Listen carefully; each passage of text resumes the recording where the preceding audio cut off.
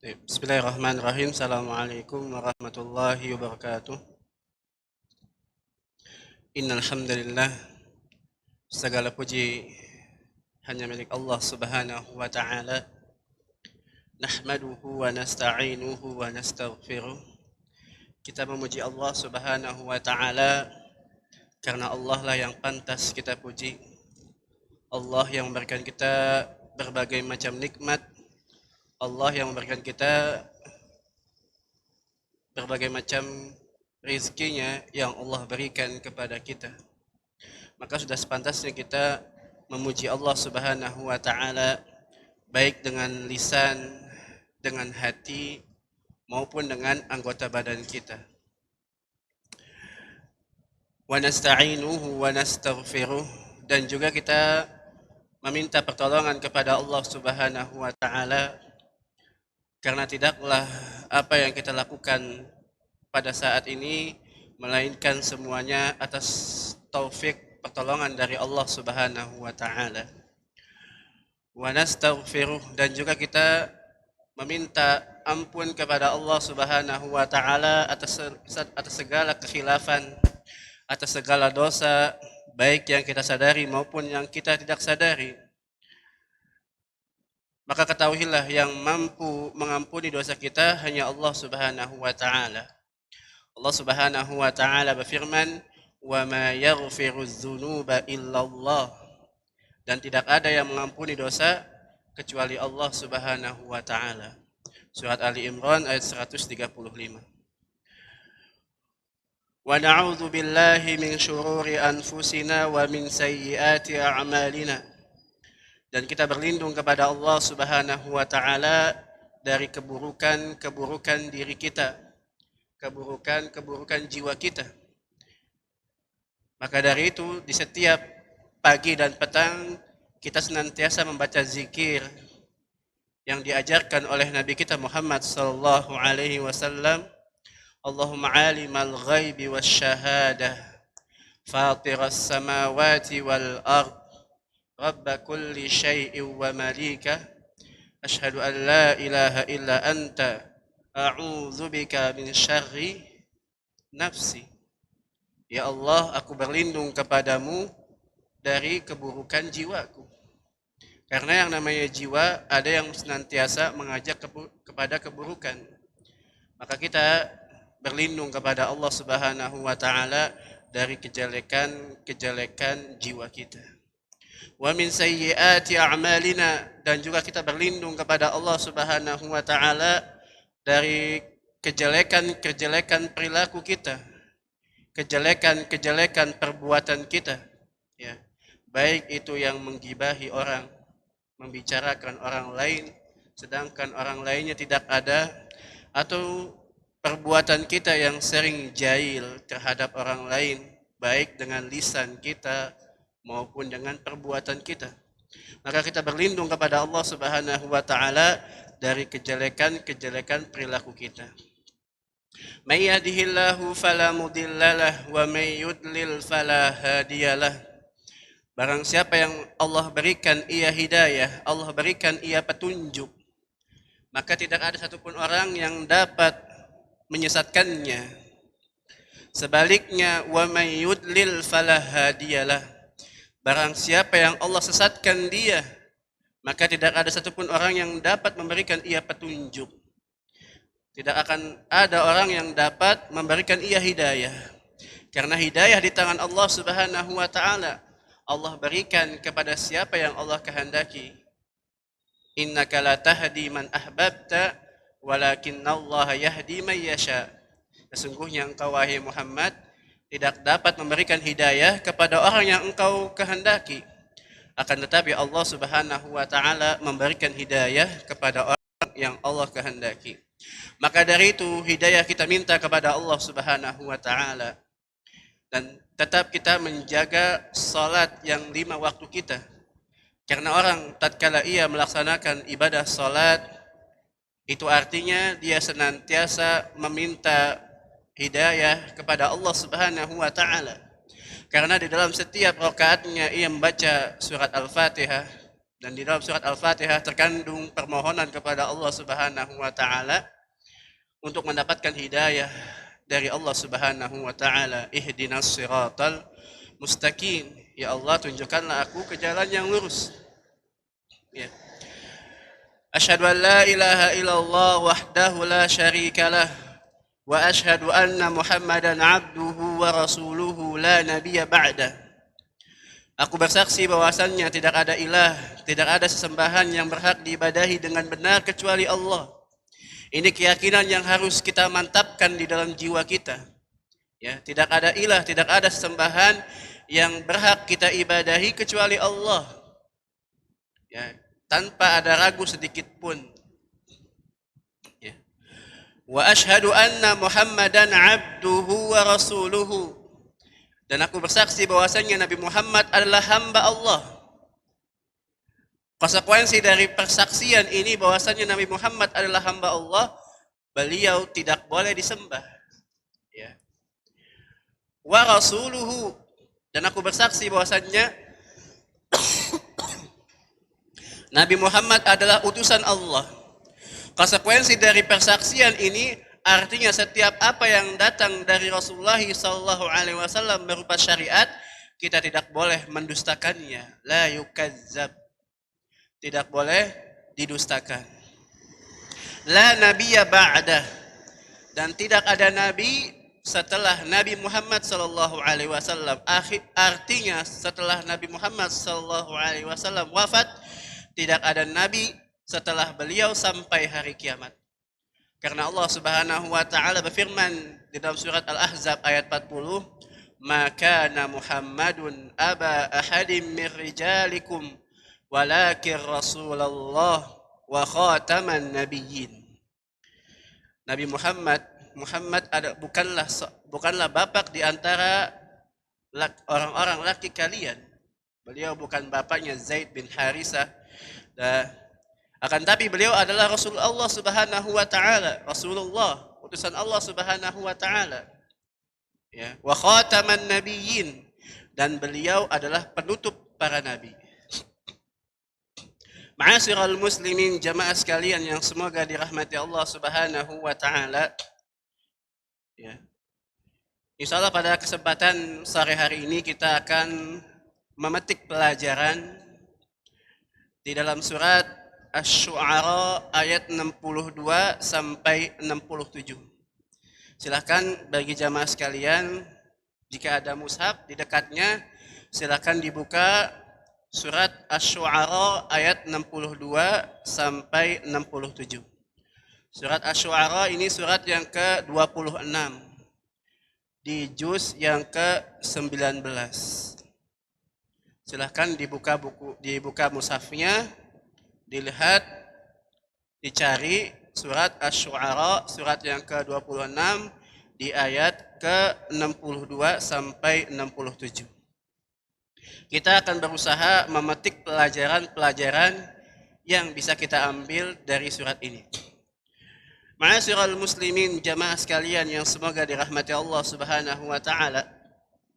Surat ini mengkisahkan tentang diselamatkannya Nabi Musa alaihissalam dan pengikutnya dari kalangan Bani Israel dari kejaran Fir'aun dan bala tentaranya. Allah Subhanahu wa taala berfirman, "Falamma tara al-jam'ani qala ashabu Musa inna lamudrakun." Falamma tara al-jam'ani qala ashabu Musa. Maka tatkala dua kelompok saling berhadapan.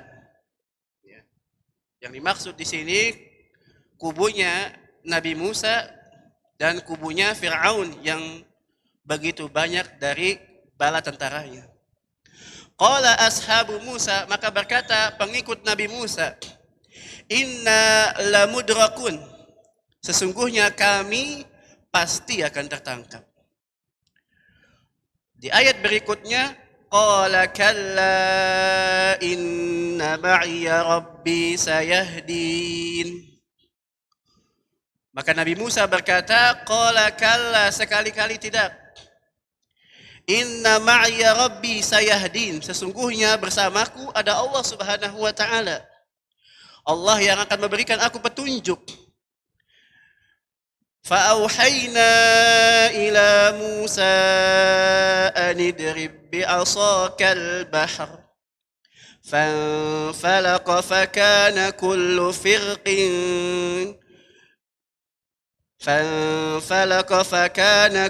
فرق كالطود العظيم. Maka kami telah wahyukan kepada Musa, fa'auhayna ila Musa. Maka kami wahyukan kepada Musa, anidrib bi'asakal bahr, agar memukulkan tongkatnya ke lautan. Fanfalaqa fakana kullu firqin kattaudil azim. Maka terbelahlah lautan tersebut sehingga belahannya seperti dua gunung yang besar. Wa azlafna summal akharin. Lalu kami dekatkan golongan yang lain. Wa anjayna Musa wa man ma'ahu ajma'in.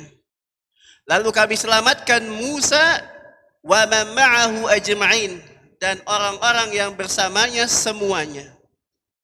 Allah Subhanahu wa taala menyelamatkan Nabi Musa dan pengikutnya. Summa aghraqnal akharin.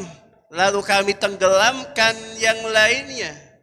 Ya, Allah tenggelamkan Fir'aun dan bala tentaranya di Laut Merah. Inna fi dzalika laayatan wa ma kana aktsaruhum mu'minin. Sesungguhnya yang demikian itu adalah tanda kekuasaan dari Allah Subhanahu wa taala. Wa ma kana aktsaruhum mu'minin. Akan tetapi banyak di antara mereka yang tidak beriman. Ma'asyiral muslimin rahimani wa rahimakumullah. Jamaah sekalian yang semoga dirahmati Allah Subhanahu wa taala. Ada beberapa pelajaran yang bisa kita petik dari ayat ini. Kisah di mana Allah Subhanahu wa taala menyelamatkan nabinya Nabi Musa dari kejaran Fir'aun dan bala tentaranya. Adapun pelajaran yang pertama yang bisa kita petik dari kisah ini mengajarkan kepada kita tentang makna atau jenis-jenis dari tauhid. Di dalam ayat ini, di dalam kisah ini, Allah Subhanahu wa taala menampakkan kekuasaan Allah Subhanahu wa taala. Ya. Di mana Allah Subhanahu wa taala mengatur makhluknya, yaitu lautan, agar menjadi terbelah sehingga bisa dilewati oleh Nabi Musa dan pengikutnya. Maka ini merupakan kekuasaan Allah Subhanahu wa taala, tanda kekuasaan Allah Subhanahu wa taala. Dan ini yang dinamakan tauhid rububiyah Allah Subhanahu wa taala. Di mana yang sudah kita pahami yang dinamakan tauhid rububiyah adalah kita mengesahkan Allah Subhanahu wa taala di dalam perbuatan-perbuatannya. Jadi Allah yang mengatur alam ini, Allah lah yang memberikan kita rizki, Allah lah yang mematikan kita. Ya, maka kita wajib mengimaninya, wajib mengesahkan Allah Subhanahu wa taala di dalam perbuatan Allah. Maka di pelajaran yang pertama yang bisa kita petik dari kisah ini, dari ayat ini, kisah ini mengajarkan kepada kita ya akan jenis-jenis tauhid. Adapun jenis yang pertama yang nampak dalam kisah ini adalah tauhid rububiyah Allah Subhanahu wa taala. Dan juga jenis tauhid yang kedua yang nampak di dalam kisah ini yaitu tauhid uluhiyah Allah Subhanahu wa taala. Di mana nabinya Nabi Musa alaihissalam beliau bertawakal kepada Allah Subhanahu wa taala. Dan tawakal termasuk jenis ibadah yang harus kita berikan hanya kepada Allah Subhanahu wa taala. Karena yang dimaksud dengan tauhid uluhiyah adalah mengesahkan Allah Subhanahu wa taala di dalam beribadah kepadanya. Lihat bagaimana Nabi Musa alaihissalam tatkala pengikutnya panik, Ya, dihadapkan dengan bala tentara Fir'aun yang begitu sangat banyak. Di hadapannya ada tentara Fir'aun yang siap menyerang. Dan di belakangnya ada lautan yang luas. Maka wajar jika pengikut Nabi Musa merasa khawatir. Akan tetapi Nabi Musa alaihissalam yang begitu besar tawakalnya kepada Allah, yakin bahwasanya Allah Subhanahu wa taala akan membela rasulnya.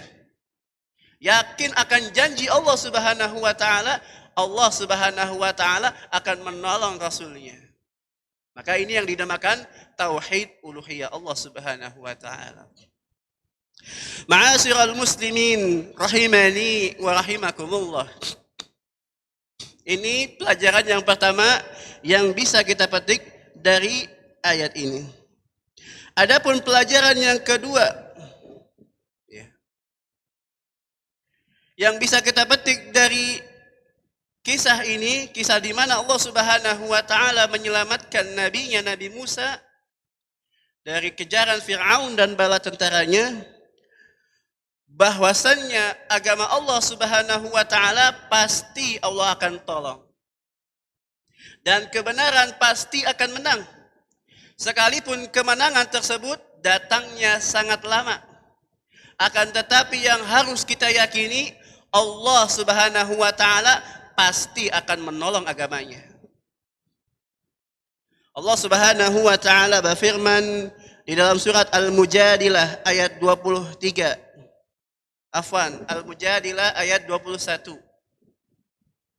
Allah Subhanahu wa taala berfirman, Kataballahu la aghlibanna ana wa rusuli innallaha qawiyyun aziz. Allah Subhanahu wa taala telah menetapkan, ana wa rusuli, aku dan rasulku pasti akan menang. Innallaha qawiyyun aziz, sesungguhnya Allah Subhanahu wa taala maha kuat lagi maha perkasa.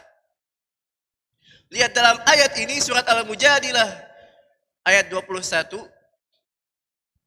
Allah Subhanahu wa taala mengatakan dalam firman-Nya, sesungguhnya aku dan rasulku pasti akan menang. Maka ini keyakinan yang harus kita yakini tatkala kita mengemban kebenaran. Sekalipun kemenangan tersebut datangnya sangat lama. Sekalipun kemenangan tersebut datangnya terlambat. Karena Allah ingin tahu kadar kesabaran kita. Sebagaimana Allah Subhanahu wa taala sebutkan dalam firman-Nya surat Al-Baqarah ayat 214. Allah Subhanahu wa taala berfirman, "Am hasibatum an tadkhulul jannata wa lamma ya'tikum masalul ladzina khalau min qablikum massathumul ba'sa'u wad-dharra'u wa zulzilu hatta yaqula ar-rasulu walladzina amanu ma'ah mata nasrullah ala inna nasrallahi qarib." Apakah kalian mengira, am hasibatum an tadkhulul jannata, apakah kalian mengira kalian akan masuk surga begitu saja? Walamma ya'tikum masalul ladzina khalau min qablikum, padahal belum datang ujian, belum datang cobaan sebagaimana yang dialami oleh orang-orang terdahulu. Massathumul ba'sa'u wad-dharra'u wa zulzilu, mereka ditimpa kesusahan, ditimpa kesulitan, ditimpa keguncangan yang begitu dahsyat. Ya. Maka kalau persepsi orang yang beriman tidak diuji, ini persepsi yang salah. Karena yang namanya manusia siapapun dia pasti akan diuji oleh Allah Subhanahu wa taala, dan itu sunnatullah. Wala nabluwannakum bisyai'in minal khaufi wal ju'. Ya. Di dalam ayat ini Allah Subhanahu wa taala menjelaskan, dan benar-benar kami akan uji kalian. Dengan 3 penekanan yang disebutkan dalam ayat ini, artinya pasti akan diuji oleh Allah Subhanahu wa taala.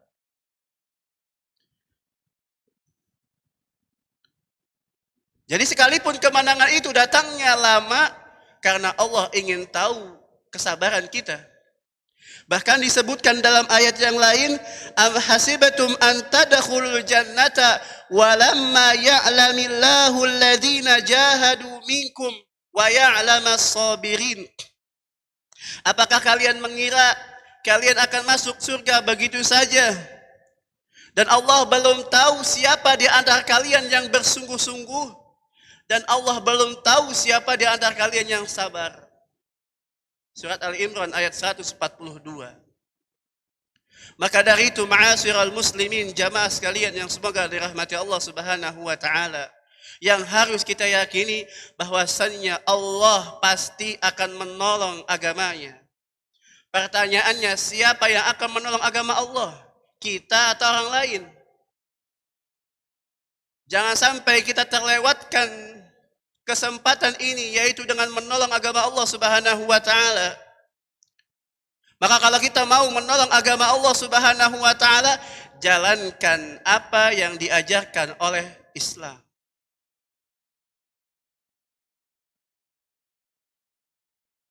Terapkan syariat Islam dalam kehidupan rumah tangga kita, dalam lingkungan kita, dalam masyarakat kita. Maka itu sudah menjadi kita termasuk orang-orang yang menolong agama Allah Subhanahu wa taala. Ma'asyiral muslimin, jamaah sekalian yang semoga dirahmati Allah Subhanahu wa taala. Adapun pelajaran yang ketiga yang bisa kita petik dari kisah ini, kisah di mana Allah Subhanahu wa taala menyelamatkan nabinya, Nabi Musa alaihissalam dan pengikutnya dari kalangan Bani Israel dari kejaran Fir'aun dan bala tentaranya. Pelajaran yang ketiga, di dalam ayat ini, di dalam kisah ini, Allah Subhanahu wa taala ingin mengajarkan kepada kita akan hakikat tawakal yang sesungguhnya.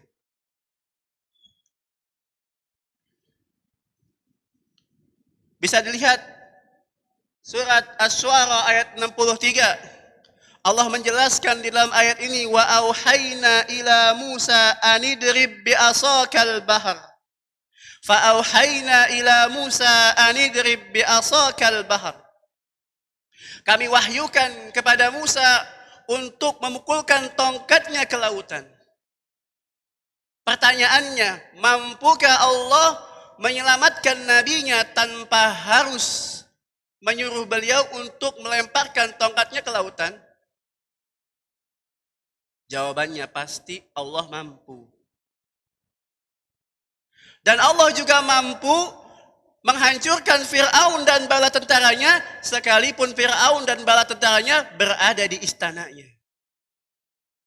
Tapi kenapa Allah Subhanahu wa taala memerintahkan nabinya Nabi Musa alaihissalam untuk melemparkan tongkatnya ke lautan? Karena Allah ingin mengajarkan kepada kita akan hakikat tawakal yang sebenar-benarnya tawakal, yaitu tawakal yang disertai dengan usaha, tawakal yang disertai dengan ikhtiar. Inilah yang dimaksud dengan tawakal sebenar-benarnya tawakal.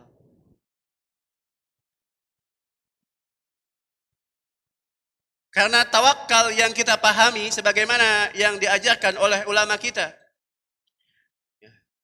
sebagaimana disebutkan di dalam syarah Al-Usul As-Salasah yang dikarang oleh Syekh Sarhan, Syekh Haisam bin Jamil Sarhan hafizahullahu ta'ala, beliau mengatakan yang dimaksud at-tawakkal sidqul i'timadi 'ala Allah wa siqqatu bihi ma akhzi al-asbab al-masyru'ah.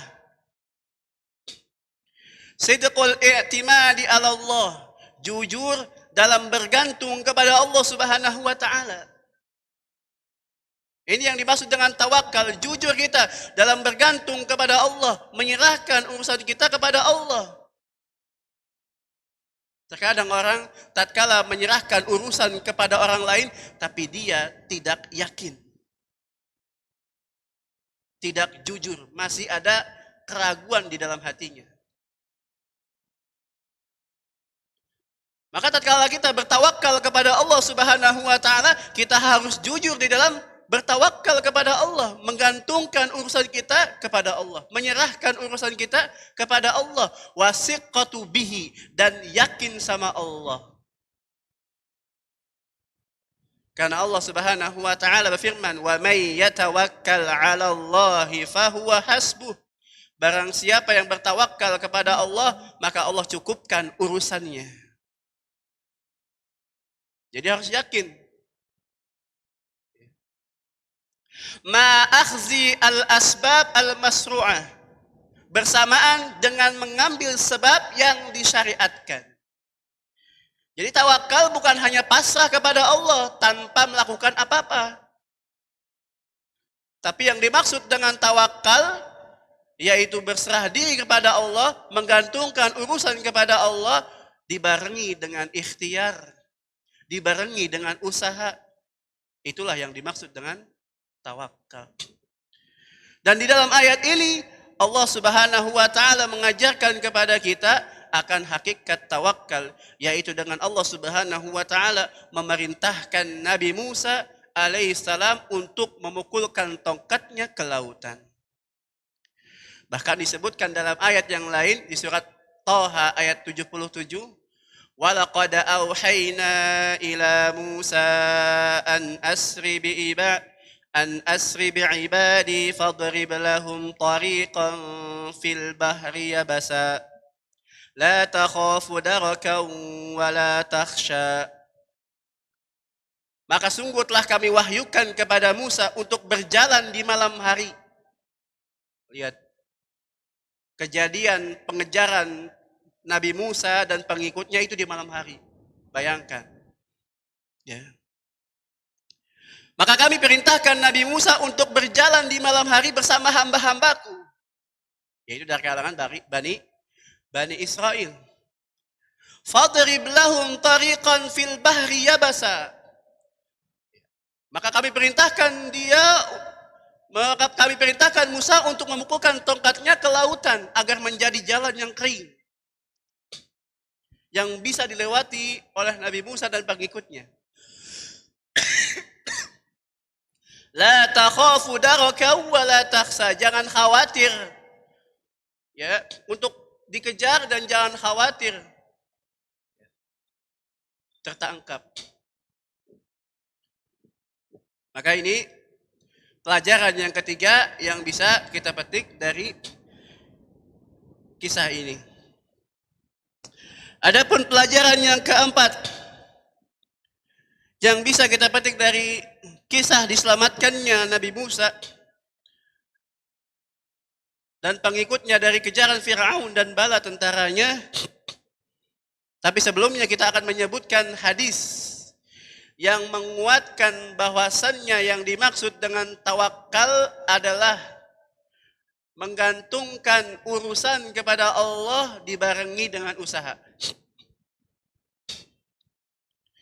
Sebagaimana Rasulullah SAW bersabda di dalam hadis yang diriwayatkan oleh Al-Imam At-Tirmizi dari sahabat Umar ibn Al-Khattab radhiyallahu anhu, Rasulullah SAW bersabda, "Lau annakum tatawakkaluna 'ala Allahi haqqa tawakkulih la razaqakum kama yarzuqut tayra taghdu himasan wa taruhu bitanan." Sekiranya jika kalian benar-benar bertawakal kepada Allah Subhanahu wa taala dengan sebenar-benarnya tawakal, la razaqakum kama yarzuqut tayra. Niscaya kami akan memberikan kalian rizki sebagaimana Allah Subhanahu wa taala memberikan rizki seekor burung. Taghdu himasan wa taruhu bitanan. Pergi di pagi hari dalam keadaan perut kosong. Pulang di sore hari dalam keadaan perut kenyang. Ya. Lihat Rasulullah SAW menjelaskan di dalam hadis ini akan makna hakikat tawakal yang sebenar-benarnya tawakal. Yaitu menggantungkan urusan kepada Allah. Dibarengi dengan apa? Dibarengi dengan usaha. Beliau memberikan perumpamaan seekor burung yang pergi di pagi hari dalam keadaan perut kosong. Maka kita nggak boleh serta-merta kalau lihat burung itu langsung dibunuh.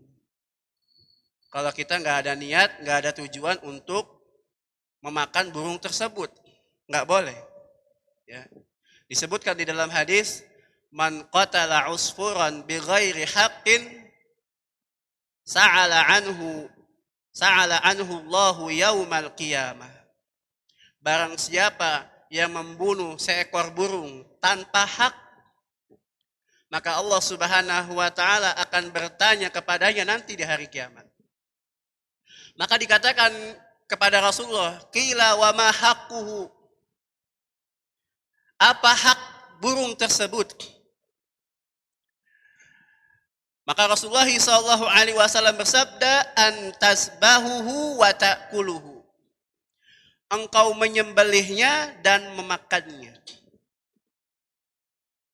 Jadi nggak boleh sembarangan nembak burung tapi cuma untuk main-main.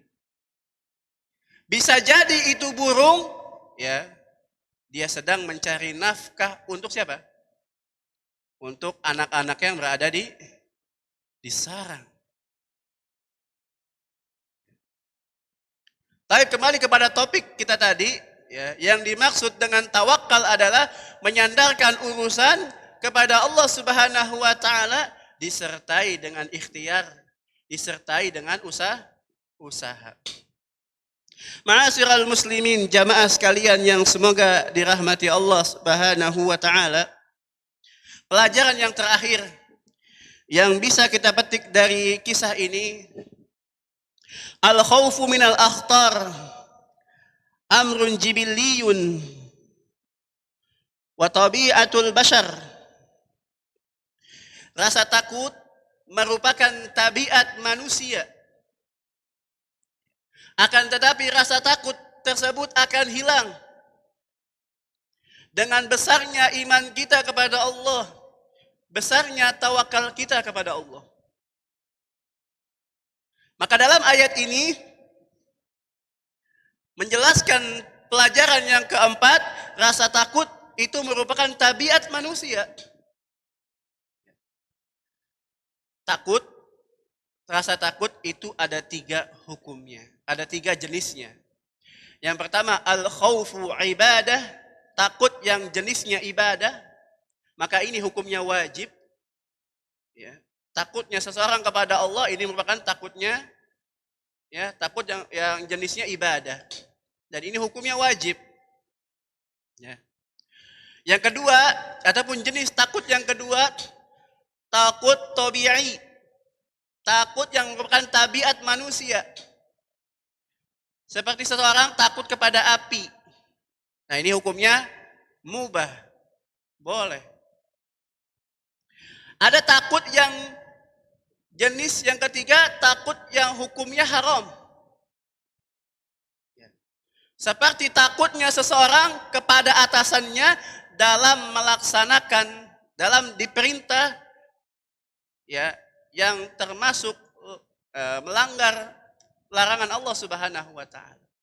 Saya ulangi, termasuk takut yang diharamkan, ya, yang hukumnya haram, takutnya seseorang kepada atasan dalam rangka melaksanakan maksiat kepada Allah Subhanahu wa taala.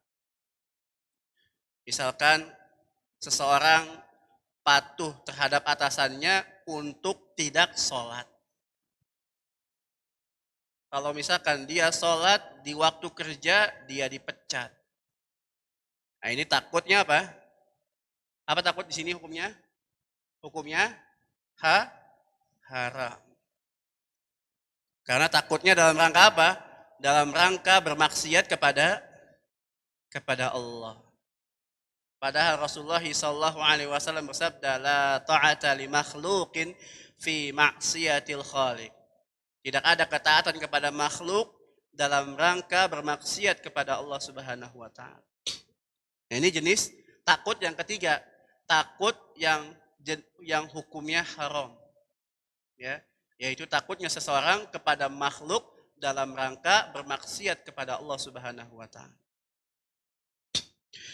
Ma'asyiral muslimin, jamaah sekalian yang semoga dirahmati Allah Subhanahu wa taala. Di dalam ayat ini menjelaskan poin yang keempat, ya, takut merupakan tabiat manusia. Dan rasa takut itu akan hilang dengan besarnya iman kita, tawakalnya kita kepada Allah Subhanahu wa taala. Sebagaimana dijelaskan dalam surat Asy-Syu'ara ayat 62, "Falamma tara al-jam'ani qala ashabu Musa inna lamudrakun." Dan tatkala dua kubu, dua golongan saling berhadapan, saling ketemu antara kubunya Nabi Musa dan kubunya Fir'aun. Bayangkan keadaannya, ya.